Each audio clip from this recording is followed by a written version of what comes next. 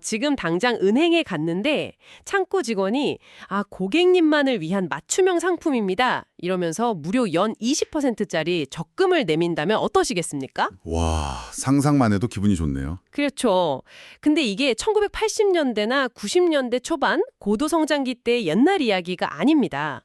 코스피 6000 시대를 돌파한 2026 3월, 지금 실제로 우리 눈앞에서 벌어지고 있는 일이죠. 네, 정말 놀라운 일이죠.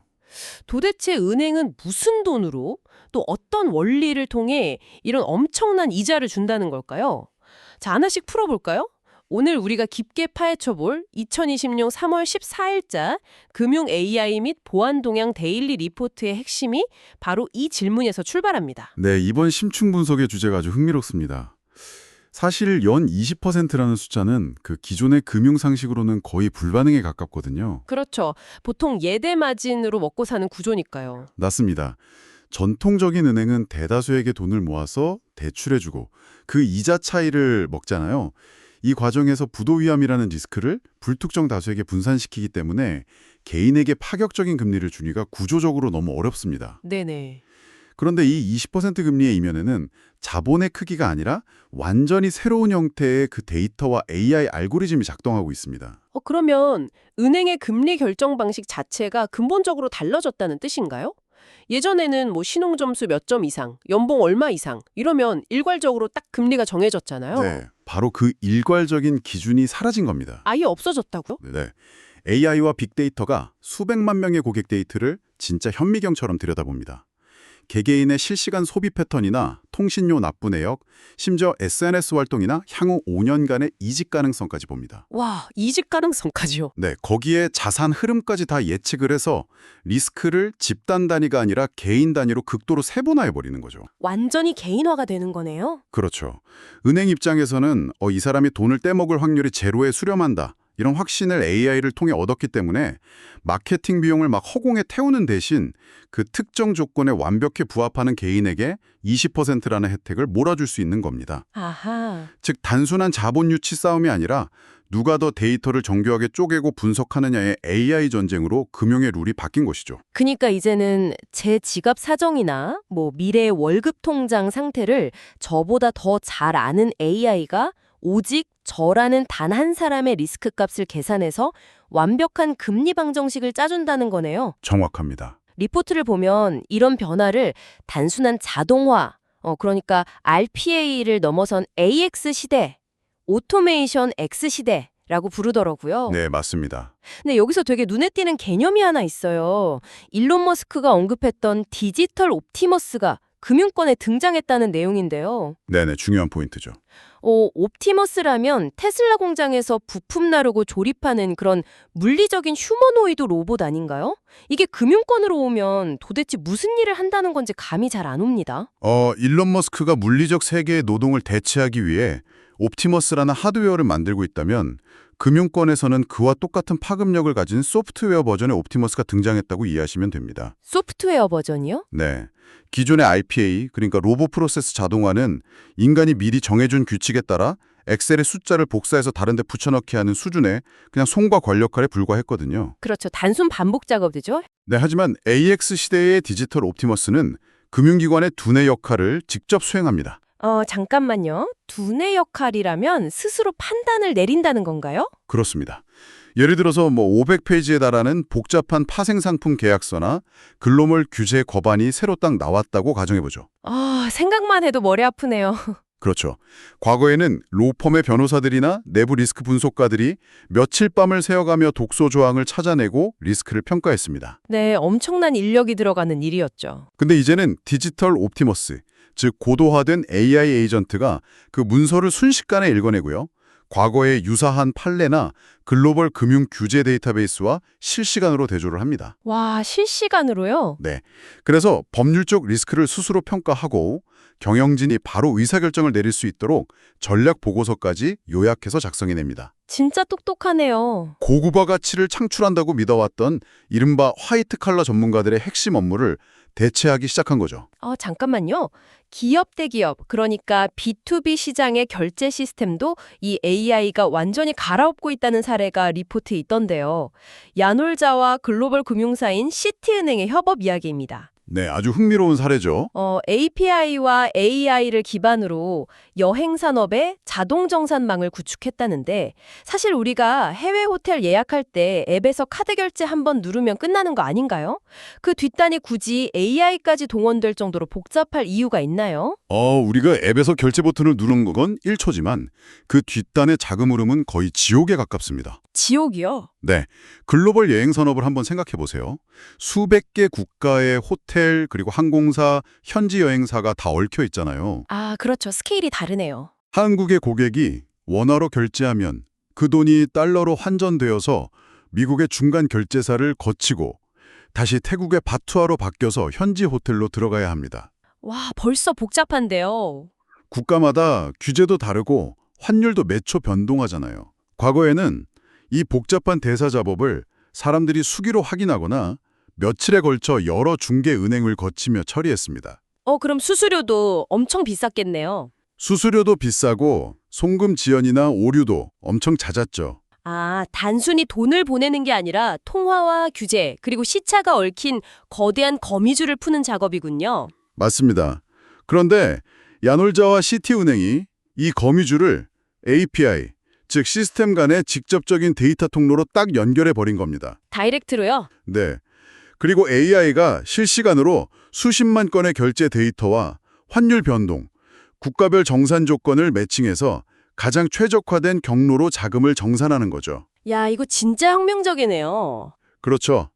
B2B 결제의 투명성과 속도가 극적으로 혁신된 것은 물론이고요. 기업들이 자금을 묶어두지 않고 실시간으로 융통할 수 있는 엄청난 유동성을 확보하게 된 것입니다. 이거 참 재미있네요. 듣다 보니 투자 시장의 사례들도 다 맥락에 닿습니다. 삼성자산운용이 상장한 AI 광통신 ETF나 비상장 기업에 대출을 해주는 사모대출 시장에서 AI가 기업의 대출 심사를 직접 한다는 내용들도 결국 다 같은 이야기잖아요. 네. 핵심 원리는 똑같습니다. 수많은 변수를 실시간으로 계산해서 최적의 답을 내놓는다는 거. 앞서 말씀하신 은행의 20% 맞춤형 적금이나 이 야놀자 사례를 보면 약간 이런 비유가 떠오릅니다. 어떤 비유죠? 과거의 금융 시스템이 동전을 넣으면 누구에게나 똑같은 밀크커피를 툭 떨어뜨려주는 투박한 자판기였다면 지금의 AI 금융은 내 입맛, 오늘의 컨디션, 심지어 내일 내 주말에 돈이 얼마나 들어올지까지 다 계산해서 완벽한 비율로 자산과 결제망을 블렌딩해주는 초개인화된 금융 소믈리에 같다는 느낌이 듭니다. 소믈리에 비유 정말 찰떡 같네요. 여기서 주목할 만한 흥미로운 점은요. 그 소믈리에 비유를 산업 전체의 비즈니스 모델로 조금 더 밀고 나가볼 수 있다는 겁니다. 어떻게 연결되나요? 소믈리에가 와인을 큐레이션하듯이 이제 금융기관들은 자신들의 거대한 결제 인프라와 AI 분석 능력을 일종의 플랫폼으로 만들고 있습니다. 플랫폼이요? 네, 방금 말씀드린 시티은행처럼 자신들의 금융망을 비금융 기업들이 쉽게 가져다 쓸 수 있도록 API와 데이터 마켓플레이스 형태로 제공하는 겁니다. 아예 인프라 자체를 빌려주는 거군요. 맞습니다. 기존 은행의 주수익원이 예금과 대출의 이자 차이였다면 이제는 기술과 금융의 경계를 허물고 인프라 자체를 빌려주며 수익을 창출하는 시대가 열린 것이죠. 정말 엄청난 변화네요. 그런데 여기서 한 가지 근본적인 의문이 듭니다. 이 금융 소믈리에가 나의 모든 데이터, 기업의 자금 흐름, 심지어 법률 검토까지 할 정도로 거의 전지전능해졌잖아요. 네, 그렇죠. 그렇다면 누군가 나쁜 마음을 먹고 이 소믈리에 와인의 독을 타거나 아니면 아예 가짜 신분증을 내밀고 자기가 소믈리에인 척 시스템에 접근한다면 어떻게 될까요? 시스템이 너무 완벽하게 하나로 연결되어 있어서 한번 뚫리면 그 피해가 정말 상상을 초월할 것 같은데요. 정확히 그 지점이 혁신의 그림자이자 오늘날 금융권이 직면한 가장 치명적인 위협입니다. 가장 치명적이라고요? 네, 방금 가짜 신분증 언급하셨는데 글로벌 보안업체 그룹아이비가 리포트에서 경고한 내용이 바로 그것입니다. 어떤 내용이죠? 기존의 사이버 공격은 해커들이 외부에서 전산망의 기술적 취약점, 그러니까 방화벽을 뚫으려고 노력하는 방식이었거든요. 막 코드 입력해서 해킹하는 영화 속 장면 같은 거요? 그렇죠. 하지만 지금의 공격은 방화벽을 우회하는 코드를 짜는 게 아닙니다. 인간 사회의 신뢰와 공급망 그 자체를 해킹하고 있습니다. 자, 여기서부터 진짜 흥미로워집니다. 잠깐만요. 해커들이 방화벽을 뚫는 게 아니라 AI로 양복을 차려입고 당당하게 위장 취업을 해서 정문을 걸어 들어온다고요? 네, 이건 기술의 문제가 아니라 인간 사회의 신뢰라는 시스템 자체를 해킹하는 거잖아요. 네. 믿기 힘드시겠지만 실제로 벌어지고 있는 일입니다. 해커들이 생성형 AI와 딥페이크 기술을 이용해 그럴듯한 이력서를 대량으로 생성하고 가상의 얼굴과 목소리로 실시간 화상 면접까지 무사히 통과합니다. 와, 면접관이 그걸 못 알아챈다는 게 진짜 소름 돋네요. 화면 너머로는 진짜 사람 같으니까요. 그렇게 부동산 기업이나 파트너 금융사에 합법적인 위장 취업을 하는 겁니다. 아하. 일단 내부 직원이 되어서 사원증을 목에 걸고 합법적인 사내망 접속 권한을 얻게 되면 그 어떤 최첨단 보안 시스템도 이 사람을 정상적인 사용자로 인식합니다. 이미 권한이 있으니까요. 그렇죠. 그래서 파트너사 직원의 권한을 이용해 연결된 메인 금융기관의 시스템까지 연쇄적으로 털어버리는 이른바 공급망 공격이 발생하는 거죠. 와. 기술의 결함이 아니라 인간이 서로의 신원과 자격을 검증하고 믿는 신뢰 시스템 자체가 무너지고 있는 겁니다. 네, 정확합니다. 최근에 KT나 SK텔레콤 같은 통신사들이 3G 서비스를 종료하면서 10개월 이상 쓰지 않은 휴면 회선이나 심카드를 대규모로 직권 해지하고 정리한다는 뉴스가 있었잖아요. 저는 이거 그냥 서버 용량이나 관리 비용 줄이려는 통신사들의 효율화 작업인 줄 알았습니다.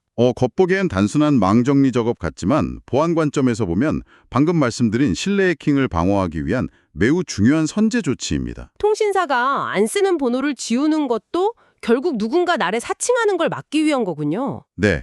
한국 사회에서 누군가의 신원을 증명하는 가장 기본적이고 강력한 수단이 바로 본인 명의의 휴대폰 번호잖아요. 그렇죠. 무조건 문자로 인증번호 받아야 하니까요. 오랫동안 방치된 추면 회선이나 버려진 심카드는 범죄 조직이나 해커들이 가짜 신분을 만들고 인증번호를 가로채는 이른바 대포폰으로 악용되기 너무 좋은 재료입니다. 아, 빈집털이 같은 거네요. 네. 누군가 나를 사칭해서 금융사기를 치거나 딥페이크 가짜 직원의 신원인증 용도로 쓰는 것을 원천 차단하기 위해 이 위험한 디지털 쓰레기들을 아예 소각해버리는 과정인 거죠. 나를 사칭하는 걸 막기 위해 버려진 번호부터 지운다. 참 기술이 이렇게나 고도화되었는데 오히려 내가 나라는 걸 증명하는 일이 가장 어려운 숙제가 되어버렸군요. 아이러니한 상황이죠. 그렇다면 전통적인 금융사들은 이 기상천외한 공격들을 어떻게 막아내고 있습니까? KB 금융임에 가면을 보면 기존의 튼을 깨는 흥미로운 대응을 하고 있습니다. 이들은 AI와 머신러닝 기반의 보안 위협 탐지 조직을 단순히 IT본부 산하에 두는 것이 아니라 아예 준법 감시인 산하부 배치하는 통합 거버넌스를 구축했습니다. IT 부서가 아니라 법과 규제를 다루는 준법 감시인 산하로요? 보안을 기술의 문제가 아니라 아예 법률의 문제로 격상시켰다는 뜻인가요? 그렇습니다. 딥페이크로 인한 사기나 AI가 잘못된 데이터를 학습해내놓는 환각 현상, 그리고 내부자 위장 취업 같은 위협들은 단순히 서버가 다운됐다는 수준의 IT 사고가 아닙니다. 차원이 다른 문제죠. 네, 기업의 존립을 흔드는 거버넌스의 붕괴이자 막대한 법적 책임이 따르는 컴플라이언스 위기입니다. 그래서 기술적 방어뿐만 아니라 규제와 내부 통제 시스템을 하나로 딱 묶어서 대응하는 새로운 표준을 만들고 있는 겁니다. 확실히 룰이 바뀌고 있네요. 반면에 아주 아날로그적이지만 인간의 취약점을 직접 메우는 방식도 병행됩니다. 전북은행의 경우 베트남 유학생들의 대상으로 모국어 금융범죄 예방교육을 실시하고 있습니다. 아, 모국어로요? 네, 시스템이 아무리 견고해도 언어의 장벽이나 정보 부족으로 인해 낯선 환경에 놓인 사람이 속아 넘어가면 결국 신뢰망의 가장 약한 고리가 뚫리기 때문입니다. 결국 사람이 제일 취약한 고리라는 거네요. 맞습니다. 그래서 궁극적으로는 지금의 아이디나 비밀번호 시스템을 넘어서 블록체인 기반으로 개인의 신원 정보를 분산 저장하고 위변조를 막는 디지털 신원 증명, 그러니까 DID가 차세대 금융의 필수 인프라로 논의되고 있는 것이죠. 아, 내부에서는 AI 위장 취업자와 싸우고 통신사는 버려진 번호를 태우고 은행은 보안을 법률의 영역으로 끌어올리는 동시에 현장에서는 모국어로 사람들을 교육하고 있다. 기존 금융권이 신뢰를 지키기 위해 정말 눈물겨운 사투를 벌이고 있네요. 네, 치열한 방어전이죠. 그런데 리포트의 다음 챕터를 보면 이렇게 기존의 룰 안에서 엎치락뒤치락하는 전쟁이 아니라 아예 이 룰 자체가 성립하지 않는 완전히 새로운 전장이 등장합니다. 바로 디지털 자산 시장과 전통 규제 당국 간의 정면 충돌인데요. 네, 굉장히 중요한 이슈로 넘어왔네요. 미국 연방준비제도, 즉 연준과 암호화폐 중심 은행인 커스토디아 간의 소송 이야기가 눈길을 끕니다. 이 사건 어떻게 봐야 하나요? 이 소송은 그 디지털 자산이라는 새로운 혈액이 기존 금융 시스템이라는 심장에 들어올 수 있는가를 묻는 아주 상징적인 사건입니다. 비유가 확 와닿네요. 최근 법원은 7대 3의 비율로 연준의 손을 들어주며 커스토디아 은행의 마스터 계정 발급을 거부한 연준의 조치가 정당하다고 판결하고 재심마저 아예 기각해버렸습니다. 마스터 계정이라는 게 일종의 중앙은행 칙통로 같은 거잖아요. 시중 은행들끼리 수수료 없이 거액을 실시간으로 결제하고 송금할 수 있는 VIP 패스 같은 건데 연준 입장에서는 재심까지 철벽을 치면서 막았단 말이죠. 너희 같은 크립토 신생아들을 우리의 가장 깊은 메인 혈관에 들일 수 없다. 이렇게 선을 긋는 건가요? 네, 그렇게 볼 수 있죠. 단순히 암호화폐라서 배척하는 건 아닐 게고요. 연준이 가장 두려워하는 것은 시스템 리스크의 전이입니다. 전이요? 네, 암호화폐 시장은 24시간 365일 돌아가고 가격 변동성이 극심하잖아요. 만약 커스토디아 같은 암호화폐 은행이 마스터 계정을 통해 전통 금융망과 직접 딱 연결된 상태에서 암호화폐 시장의 뱅크런이나 대규모 해킹 사태가 터진다면 어떻게 될까요? 그 충격이 그대로 은행으로 가겠네요. 맞습니다. 그 충격파가 마스터 계정이라는 혈관을 타고 순식간에 달러 기반의 전통 예금 시스템 전체로 퍼져나갈 수 있습니다. 연준은 그 불확실한 뇌관을 미국 금융 시스템의 심장부에 꽂을 수 없다고 판단한 겁니다. 그래서 이 모든 게 결국 무슨 의미일까요? 연준이 그렇게 높은 성벽을 쌓고 철벽을 치는 사이에도 시장의 영리한 돈들은 성벽 밖에서 또 다른 우회로를 만들어내고 있는 것 같습니다. 네, 시장은 늘 길을 찾죠. 리포트에 보면 금리형 스테이블 코인의 성장세가 나오는데 기존 스테이블 코인보다 무려 15배나 빠른 속도로 폭발적으로 커지고 있다고요. 이건 어떤 원리로 작동하길래 이렇게 자금을 막 진공 청소기처럼 빨아들이는 겁니까? 기존의 테더 같은 스테이블 코인은 1코인을 발행할 때마다 1달러를 금고에 보관해 두는 형태였습니다. 네, 그냥 1:1 교환권 같은 거죠? 가치는 안정적이지만 이자를 주지는 않았죠. 그런데 이 새로운 금리형 스테이블 코인 프로토콜들은 그 예치된 달러를 가만히 두지 않습니다. 그걸 미국 단기국채처럼 이자가 나오는 안전자산에 투자합니다. 굴리는군요. 네, 그리고 거기서 발생하는 수익을 코인 보유자들에게 스마트 컨트랙트를 통해 자동으로, 그것도 달러 기반의 높은 이자율로 나눠주는 겁니다. 가만히 있어보자. 금리형 스테이블 코인이 전통 예금보다 15배나 빨리 크고 이자까지 준다면 사실상 규제받지 않는 글로벌 은행 역할을 하는 것 아닌가요? 어떻게 갈리나요? 어느 쪽의 옳고 그름을 떠나 양측의 논리를 객관적으로 짚어보자면 이렇습니다.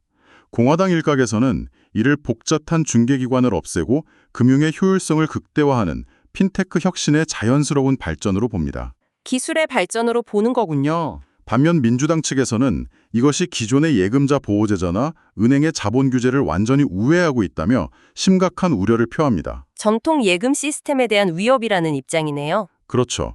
전통적인 은행 예금으로 가야 할 돈이 규제 밖의 코인 시장으로 블랙홀처럼 빠져나가면 결국 국가의 거시적인 통화 정책이나 예금 시스템 자체가 무너질 수 있다는 논리죠. 연준이 커스토디아의 계정을 안 내주며 철벽을 치는 것도 전통 시스템이 이 새로운 물결에 정말 큰 위협을 느끼고 있다는 방증 같네요. 네, 탈중앙 인프라가 규제 당국의 예금 보호 규정 밖에 있기 때문에 리스크 관리가 얼마나 중요한지 보여주는 대목이죠. 국가의 보호망이 닿지 않는 곳에서 코드로 신뢰를 증명하려는 시도들은 참 혁신적이고 눈물겹기도 합니다.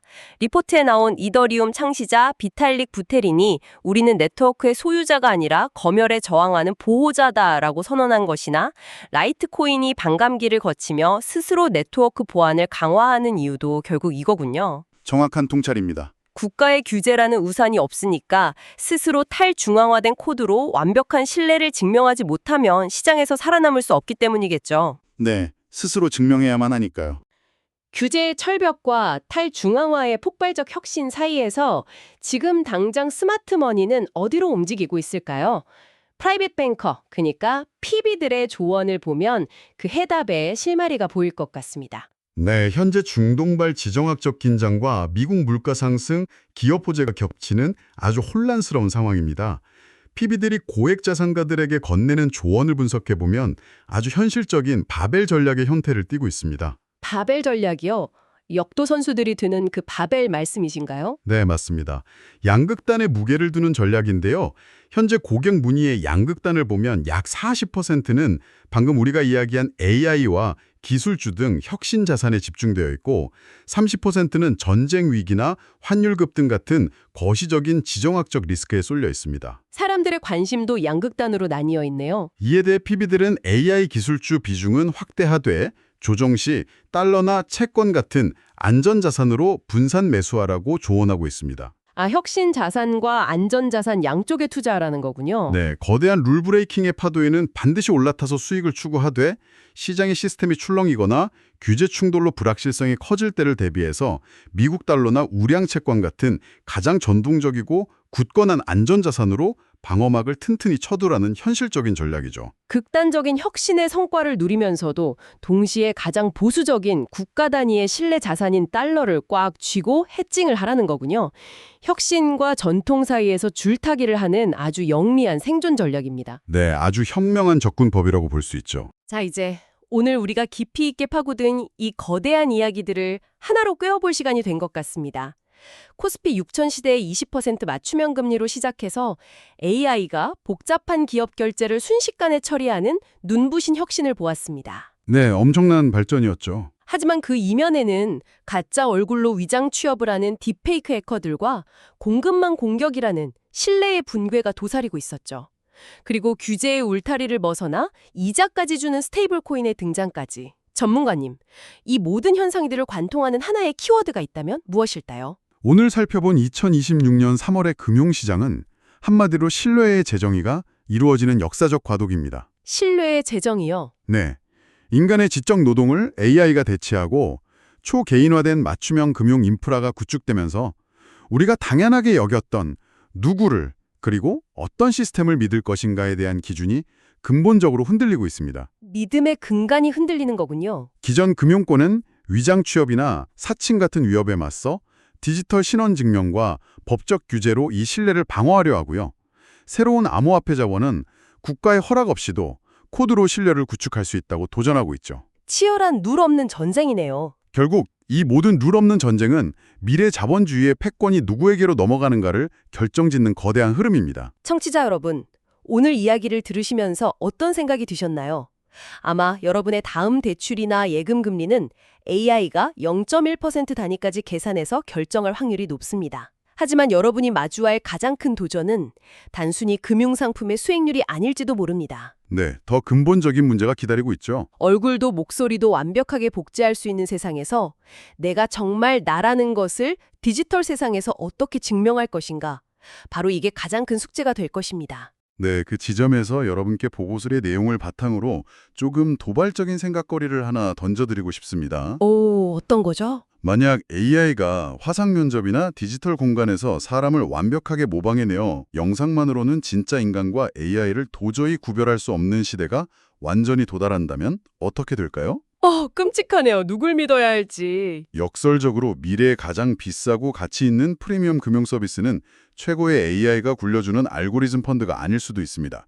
오히려 실제 사람을 직접 만나서 눈을 맞추고 종이 서류에 만년필 잉크로 직접 서명하며 진행하는 순도 100%의 아날로그 뱅킹이 되지 않을까요? 와, 완전한 디지털화가 진행될수록 해킹하거나 복제할 수 없는 인간의 아날로그적 증명이 상위 1%만을 위한 프리미엄 서비스가 될지도 모릅니다. 디지털 혁신이 극에 달할수록 오히려 인간의 숨결과 눈맞춤이 VIP 전용 럭셔리 서비스가 된다니.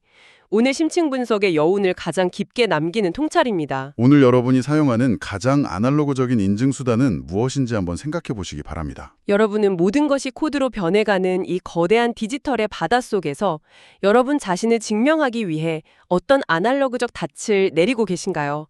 고도화된 시스템 앞에서 역설적으로 가장 귀해질 인간만의 본질은 무엇인지 한 번쯤 고민해 볼 만한 화두인 것 같습니다.